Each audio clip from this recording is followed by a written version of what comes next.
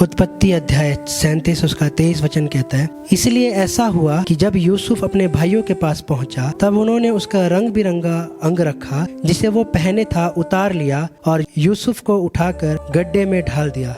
और जब आप इसे आगे पढ़ोगे वहाँ पे लिखा है कि अतः यूसुफ के भाइयों ने उसको उस गड्ढे में से खींचकर बाहर निकाला और इश्माइलियों के हाथ चांदी के 20 टुकड़ों में बेच दिया। एक ऐसा छोटा सा बच्चा जिसे परमेश्वर ने कहा था कि मैं तुझे ऊंचा करूंगा, मैं तुझे महान बनाऊंगा, मैं तुझे ऐसा बनाऊंगा कि तेरे सारे के सारे परिवार सब लोग तुझे दंडवत करेंगे। उसके भाई उसे मारकर, उसे पीटकर उसे गड्ढे में डाल दिया गया है। आज कितने ऐसे हैं जिनके जीवन में परमेश्वर ने वायदे किए थे कि मैं तुम्हें ऊंचा करने जा रहा हूँ, लेकिन आप देख रहे हैं कि आज आप ऊंचे तो नहीं किए गए, लेकिन आप आज डाउन हो चुके हैं। आप डाउन हो चुके हैं अपने जीवन में, आप शर्मिंदगी में हैं, आप बेचैनी में हैं, आप अकेलेपन में हैं। क्यों? अगर आपने किसी मिट्टी के बर्तन बनाने वाले को देखा होगा मिट्टी के बर्तन बनाते हुए, तो वो क्या करता है, वो मिट्टी को सबसे पहले छाना जाता है, उस मिट्टी को वो अलग करता है, उसमें से कंकड़ पत्थर निकाल कर उसे छानते हैं।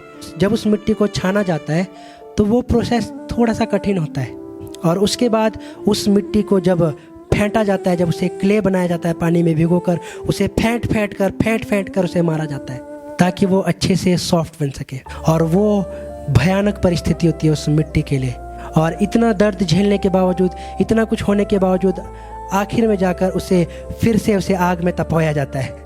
और जब उसे आग में तपाया जाता है तो एक ऐसा बर्तन बनता है जो सीधा मुंह से लगता है। मिट्टी का बर्तन बनाने का जो प्रोसेस है वो दुख से भरा हुआ है, वो कठिनाई से भरा हुआ है, लेकिन याद रखिए वही बर्तन बाद में स्वामी के होंठों में लगता है। अगर यूसुफ को अपने जीवन में ऊंचा होना है तो उसे गड्ढे में जाना अवश्य है। परमेश्वर आपके जीवन में परीक्षाओं को, दुखों को लाकर आपको बनाता है।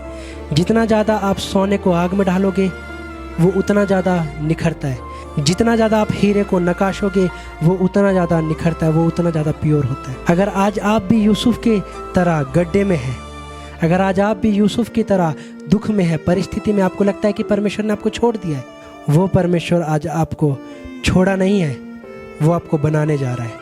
अगर आपको परमेश्वर ने सिद्ध बनाना है तो वो आपको गड्ढे में ज़रूर ढालेगा।